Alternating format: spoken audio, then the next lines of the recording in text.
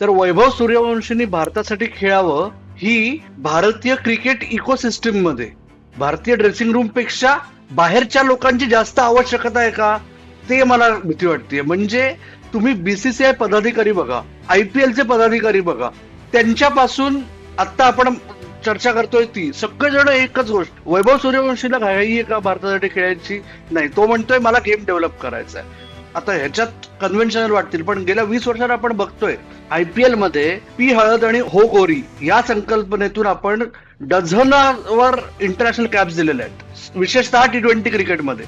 त्यातले किती खेळाडू टिकतात?